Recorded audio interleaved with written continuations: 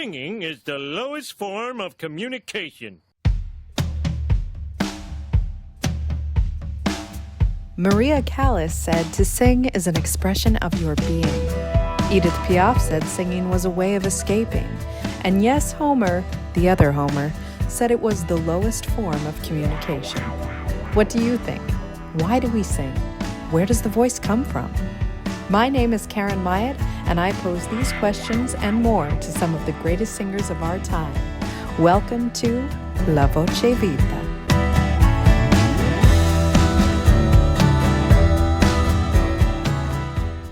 It is a great honor to welcome today's guest, Felix Award winner, two-time Juno Award nominee, and she produces the kind of music that can only be described as fusion.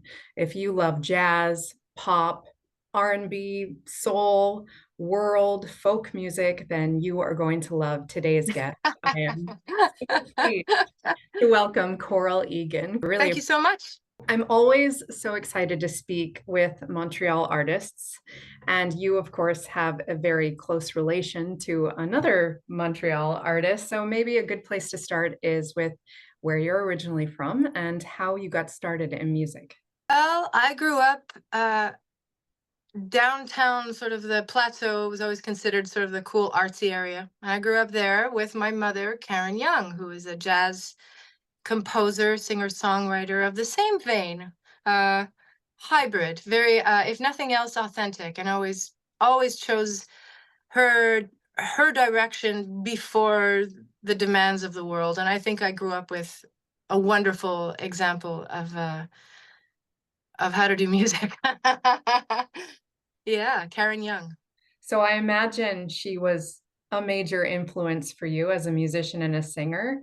Did you have any other major influences when you were growing up?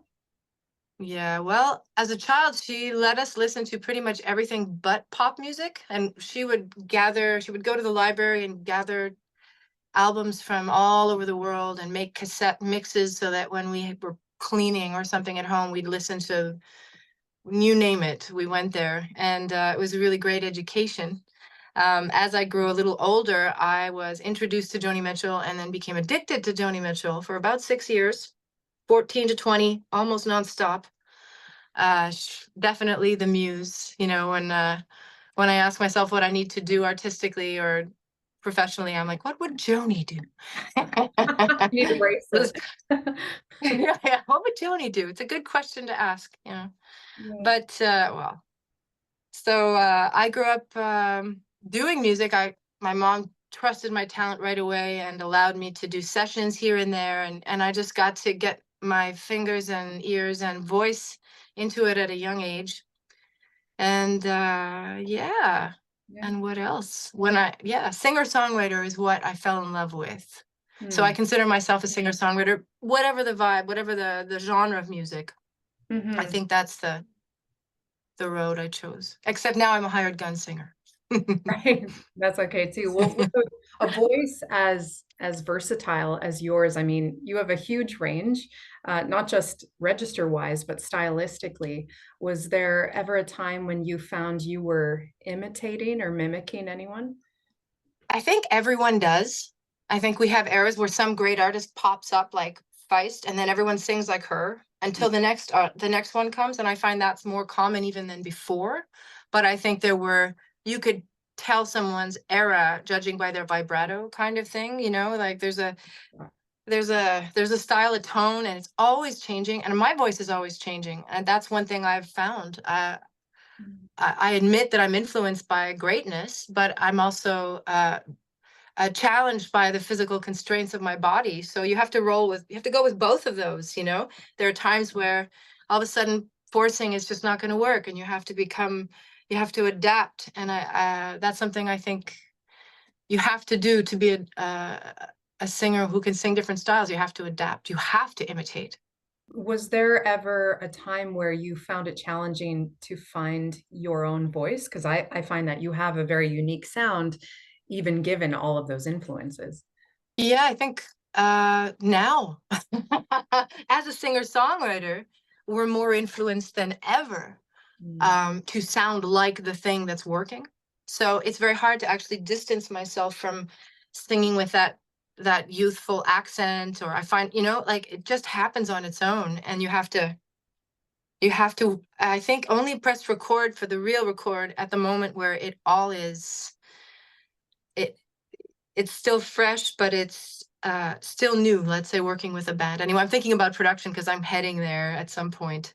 And I am faced with many challenges about that, the idea of authenticity in music now. Keep on keeping it real, keep on keeping it real, keep on keeping it real, keep on keeping it real, keep on keeping it real, keep on keeping it real, keep on keeping it real, keep on keeping it real.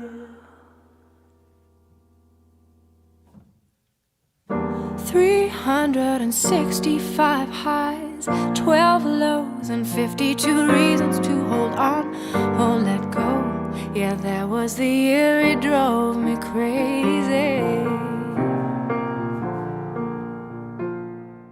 I can hear in your discography a real progression. The album, The Year He Drove Me Crazy. The Year He Drove Me Crazy, yeah. Right. Well, it's to make a good point is that you're creating music that's timeless. You say that you're imitating the era or whatever, but yeah, I find that because of that fusion of genres, which is what I hear, I would liken it to maybe Sting, but nobody else. Wow. Yeah, no, my goodness, that was a huge influence too, I will say. Okay. He's an amazing songwriter. Yeah, Huge. I can hear. If I name top influences, Joni Mitchell, my mother, Sting, Etta James I obsessed over when I was younger, Stevie Wonder, of course, Marvin Gaye. These were my youthful obsessions. I learned them young because it was before my time when those things were happening. But Sting absolutely always loved him. And I think those are, and now Radiohead for years, obviously, Radiohead, just because of their authenticity. They are themselves and always evolving. And there's no lie there. I don't feel like there's any smoke and mirrors involved with their work. Yeah, absolutely. No posing. And now that you say Radiohead, that makes sense because there's so many really weird, I'm going to say, and unexpected sounds on some of your recordings, right? Like just all of a sudden, I'm like, what instrument is that? What is that? Yeah, just really cool soundscaping stuff. And so I can see where that's coming from for sure.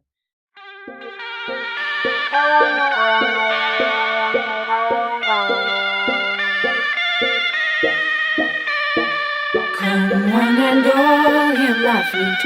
We invite you down to the river where you meet your demise, and you may not want to go, but the melody draws you. Don't try to tell me that music can't control you. When we hear a choir, we tend to think of God. When a marching band plays, we follow the throng. And car commercial grooves entices us to bob, and the beating of a late night pulse, we feel our bodies throb. There is so much beauty in our ancient tradition. Very few are able to resist its captivation. Personally, I claim it as my favorite distraction, but I am a wielder of its strings and your reaction. Come one and all, hear my flute, we invite you. I'm going to jump right in with this next question that I like to ask everybody. It's a bit abstract, but I think it'll make sense for you. Where does your voice come from? So for a lot of people, it's like a generational thing. Of course, with you, there's the genetic connection there. But for other people, it's more spiritual, or perhaps you feel like you're a vehicle or a messenger for some outside artistic expression, energy source, higher power. Where does your voice come from? Well, there are two voices concerned. There's the physical one and there's the creative one, because even though it's sung but also creative, your voice is your artistic direction. And I feel like my creative voice is definitely intuitive and trying to hone in on something and being a channel a bit, as you say, trying to offer what is most essential and to make it beautiful and truth and beauty, right? That's, to me, that's what art should be, truth and beauty. So challenging all of everything that goes with that total dedication to trying to write truth and beauty. And my voice, well, I actually feel as though I was given the talent, and I'm so lucky. I consider it athletic. We're athletes, you know? So we get to play, which is just like athletes. And although you're not competing, although you are, but technically people aren't there to beat you. They're there to love what you do. So that's easier, at least in the performance side of it. But it's like dancing. It's the same thing. You're using your body within the constraints of the rules, which could be the song or the tempo or the style it demands. And so the challenge is to reverberate in the right places for the needs of that song. And I find that very athletic. But the creative side is definitely intuitive and almost trying to stay out of the way, I guess, which is hard to do. Yeah, that makes total sense. It's clear that you use your voice really as an instrument, and that's kind of what you're talking about there, right? Is the discipline, the athleticism with the working an instrument. I think the majority of your recordings are original music. And as we talked about, you have some really cool sounds in there, really unusual arrangements sometimes, and profound and clever lyrics as well. The lyrics are what really stands out for me. Yeah, I mean, anybody who writes a song called Idiosyncrasies is A-okay in my book. I love that. I'm a sucker for a dad joke. Yeah, puns are good. Yeah, so your songwriting process, what comes first, music or lyrics? Do you collaborate, or are you mostly a solo writer? I've been a mix of collaborative and solo. Both are great, depending on where you're at. I often start with sitting down at the piano and something kind of comes out, and then a melody comes out, and you know, sometimes a melody is almost following the piano and it bothers me, so the process often is musical first. Sometimes I am in the car and a melody comes up and I record it, and then I build around that. So they're both of those. The lyrics tend to come in the context of the phrasing. I think it's necessary even vowels sort of get chosen for certain notes, you know, so it kind of directs the poetry somehow. That's a bit of the intuitive, but I chip away because I want to not just be saying pretty things. I need to say things. We're all a bit there right now. We all kind of feel like we have to say something. We're addicted to giving opinions. And funnily enough, since theory drove me crazy, writing lyrics was a lot harder because I'm digging into what's going on in the world, which is so counter the trend, and also what is expected right now of songwriter performers is not challenging. So my lyrics are doing the opposite, and I'm trying to find the most human way to say, to go into the fallen cracks of things and difficult subjects. And I'm so driven by that. And yet I'm so terrified that it's taken me as many years as it has to be almost finished with the lyrics. Walking off the map, this is where I'm at. Walking off the map. Walking off the map, this is where I'm at. Walking off the map, walking off the map. I'm moving on. City streets and coffee bars. I feel the heat beneath my feet. In this abandoned parking lot, I see the past come down on me. Oh, the future plain to see. High time I stopped running from inevitability.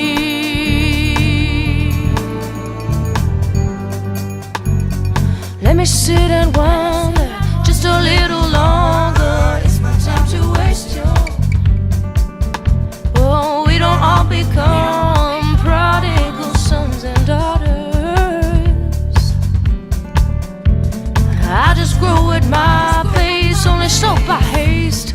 I'm walking off the map, this is where I'm at. I don't know, it's not an obligation, just an invitation. The fact that you recognize that the lyrics are good, it gives me the push, because a lot of people don't listen to lyrics. Even me, it takes me a while to focus on the lyrics. I'm so into the harmonic and the melodic and the tone. Just the tone of a great voice. I'm sold. The song could be crap, it could be nothing, it doesn't matter. Great rhythm, the voice, woo, I'm there. And that, as a singer, makes it easy to be a hired gun. Yeah. Because it's just got to be good to get into it. But as a songwriter, the lyrics are important to me. It's hard. Yeah, well, and it's also harder to come by, I find. I mean, we are now in a music industry that is just oversaturated, right? Everybody's making music. There's 100,000 new songs uploaded to Spotify every day. And there are many beautiful voices in the world, but there aren't that So many. much talent. Yeah, but there aren't that many people writing lyrics like that. So I think it's important to hold on to that maybe dying art. I'm not sure, because it's so much about sound, in and out, quick, get the hook, fast music. Even beyond that, I'd say it's conformist. I think most music is really more about conformity than or they play being rebels, but they're conformist with the narrative. And frankly, whether I like it or not, I'm so countercurrent. A shaman lady once told me my power animal was salmon.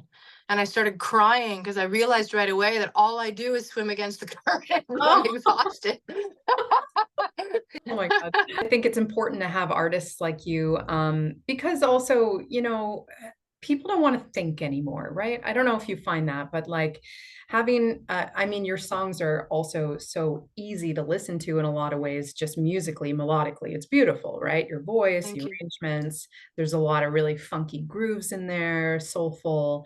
And then I'm like, what is she talking about? I'm thinking about Crossfire. Yeah. Yeah, and I love the music video for that because it's so Montreal.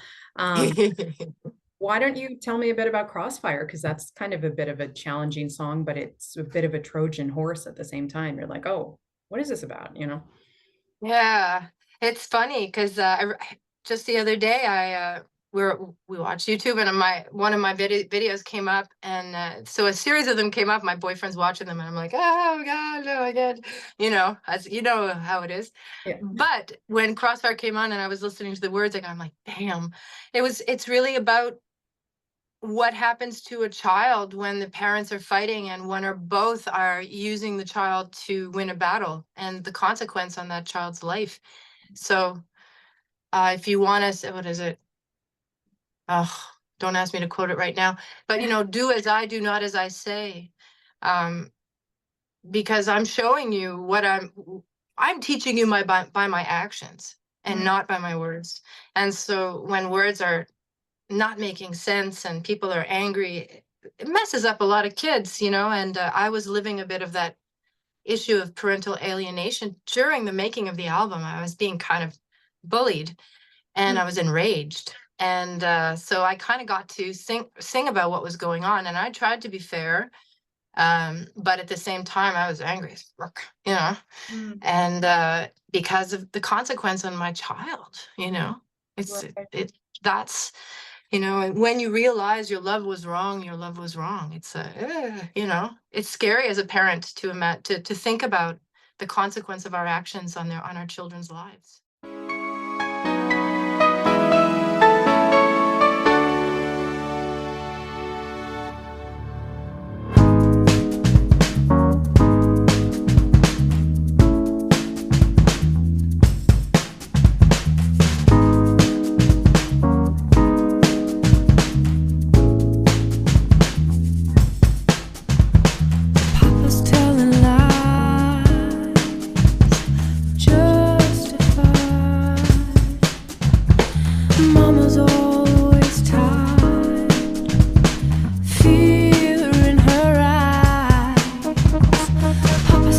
just try to keep us all together, and Mama keeps me from him. Mama says that Daddy do anything to hurt her. Now why do I feel like running away? Yeah, yeah, yeah. If you hope and I become the best of both, you should do as I do, not as I say. If you want me in a happy blended family, then know what you do, watch what you say.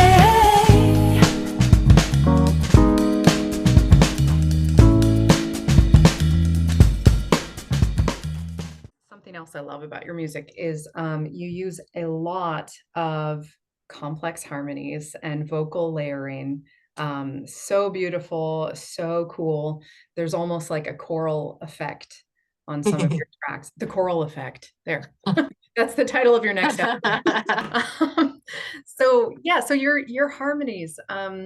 I personally would like to know, do you sing most of those vocal layers yourself? Like it sounds Yeah. like your own voice. So is that how you work mostly? I think well, at least in pre-prod, absolutely. And unless I mean, most of the time, honestly, you don't have the budget to hire your three bestie singers who could bring another element to it. But there was something that was really popular also about your own voice. You know, so many singers do it, and the tightness and the precision of, you don't have to interpret. You know what you're doing. You know your vibrato and all of that. You know, so the tightness of doing your own stuff is efficient. Depends on the color you're looking for, I guess, but I liked it. Yeah, it definitely works. I'm thinking of on my favorite Distraction, there's a lot of tracks that have vocal Mhm. layering, but there's, spoiler alert, there's a hidden track on that album, and it's en Oh, français. Yeah, it's a French mhm. tune. And I think the song starts with a lot of vocal layering. Maybe we'll play it here, but where did that song come from? I was wondering what that song is, since it's not listed. Well, actually, and I feel that Diane, what was her last name? The lyrics were written by another woman who spoke French, because my lyrics in French are atrocious. I would really love to write in French. Je suis québécoise dans mon cœur. Yeah. I am Quebecoise in my heart, but to write lyrics of value in another language is humbling and possibly a little humiliating. Well, the quality of text are very important in French as well. So in the future, I have a couple tunes I'm going to work on in French, but I won't be writing them myself completely. I will definitely need the help of someone who is a lyricist, a parolier in French. But she wrote the lyrics to that, and I made the melody on top of a beautiful piano. I think it was piano, wasn't it? It's been so long. You could just as well to play it, because I can't remember it for the life of me. Je me dévoile, je me mets à nu, je révèle tous mes secrets. J'ai tellement peur que tu ne veuilles pas me suivre dans mon délire.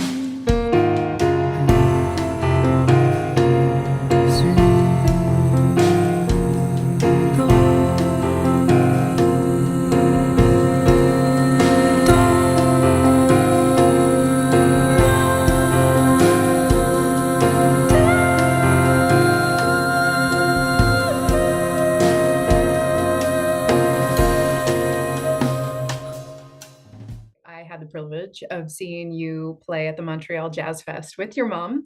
I think it was in 2016, maybe. I guess well, it's not that Time recent. flies. Yeah, yeah. And then I mean, that show was amazing. And I actually wasn't familiar with you. My husband took me in and he said, "Oh, you're gonna love, Karen Young, you're gonna love her daughter." And I was blown away by your vocals. Aw. It was so stunning, the whole performance. And then you recorded and released an album with your mom. So what was that experience like? Oh, it was amazing. My mother and I get along really well. She's always given me so much respect, and I her. So it's very easy because we both want to make space for the other. Just, it's a we shine together thing, and we wanted to be able to do a road trip, basically go on tour with people that we really love, bass player Pierre Hérésiaz and Evelyn, mon Dieu, Grégoire Rousseau, the harpist. So it was a strange thing where we'd play a little percussion. My mom's a good percussionist, and we'd do little shakers and that and sing. And we'd had harp and bass as accompaniment. It's really hybrid, but it allowed us to do songs we loved. It allowed my mom to pull out her beautiful arrangements and her complex harmony. She blows me out of the water, you know, she's another level. And just to be able to do all of that and live that experience, make money together, help each other make money, you know, that's something that I think a lot of people wish they could do, help their mom or dad make money, and them too. It was an overall incredible experience. We called it Dreamers, which was a great name because we're all a bit dreamers. And singing with another generation, making space for the generations that are no longer heard, really. All of that, it was so positive. People love her, so touring, you know, with my mom was it made a lot of people happy, and it made us so happy. Yeah. And the album is gorgeous. I think my favorite track is Pilgrimage to the Sun. Oh, The way so beautiful. Speak of harmonies, that I think the very ending, that very last chord. That was my mom who wrote that, and she had it on one of her early albums. And she wrote that about when she went to the south of France, and people are all worshiping the sun. And the sunflowers are burning from the heat, but the people are out there worshiping the heat. And it's a beautiful song. Yeah, I'm a real fan of my mom's. I think people should go back and discover what she's done. Yeah. She's deep. Here they're worshipping the sun, those golden lovers of the sun. They hide their whiteness with the sun. Pilgrimage to the sun. Pilgrimage to the sun.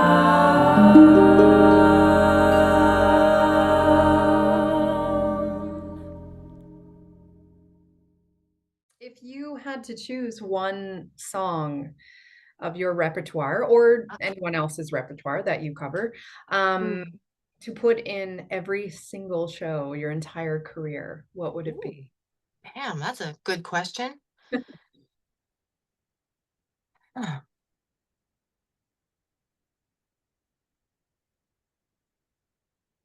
I think up until now, it's been Breathe. I think that song has, for me, sort of traversed the ages.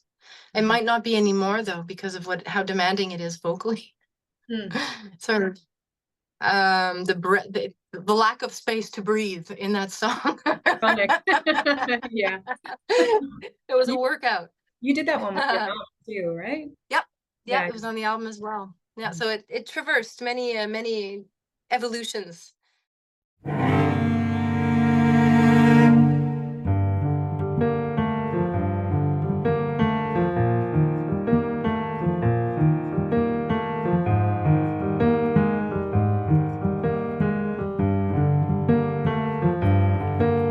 As the morning